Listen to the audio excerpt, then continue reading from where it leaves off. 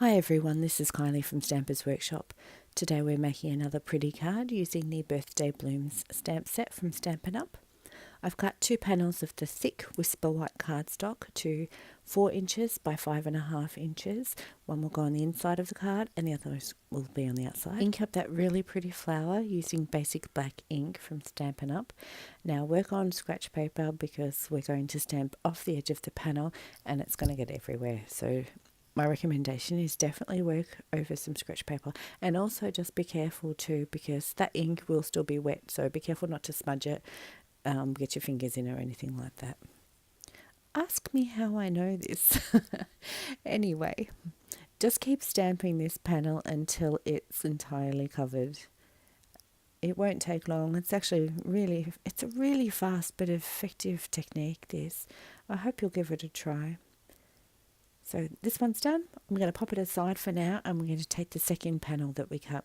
This one's going to go inside the card and it's really just to make it a little bit more interesting when you open up the card.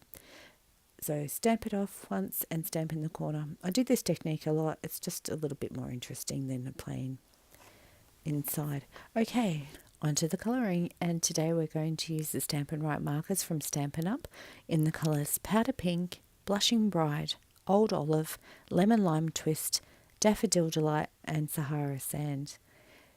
Now, you'd think it would take a long time to colour, but it really doesn't. This card took me no longer than half an hour, and that's from start to finish.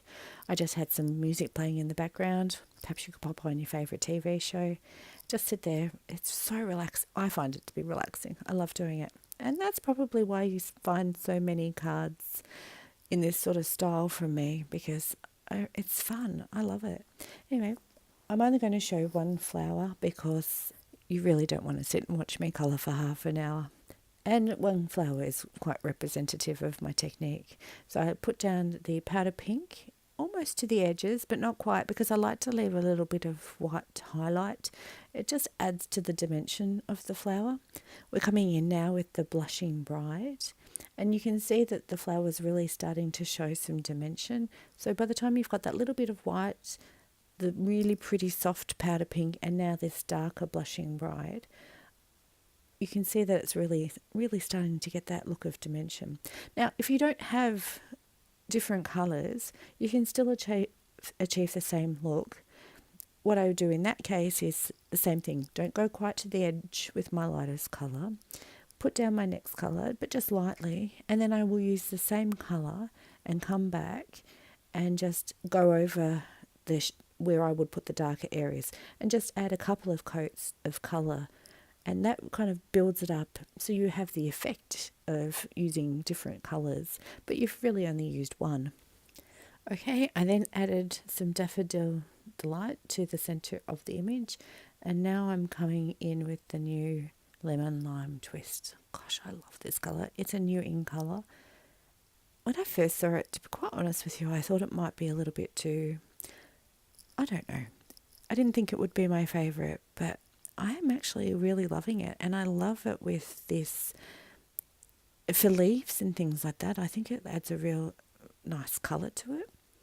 I'm coming in now with some Old Olive, and you would think that there's a bit of too much of a contrast between the Lemon Lime Twist and the Old Olive, but what I'm going to do now is just add this Old Olive in where there would be shadow or where I would like the leaves to look a little darker. So up close underneath the petals and things like that. But then I'm coming back with my Lemon Lime Twist and trying to sort of soften it and blend it out a little bit. Now, I don't find that it blends brilliantly on this thick Whisper White cardstock, but if you're a little bit light-handed with the Old Olive, and then add a lot more of the Lemon Lime Twist, it's not too bad. Okay, now we're coming up to the finishing stages with our colouring.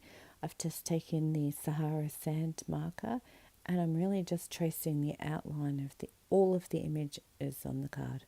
This sort of, can you see how now it seems to really pop up off the page? You don't have to do this, it's just something that I like to do. I sometimes use a different shade of grey, sometimes I use a blue. It really just depends on the look that you're going for.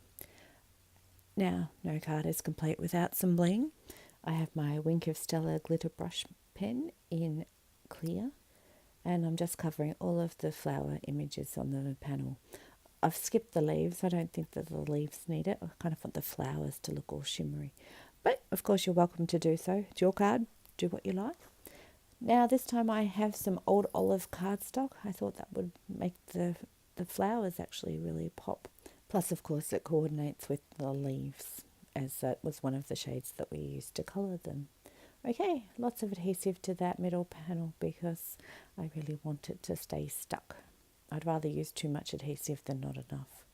So I'm positioning it as best I can in the centre of the card base.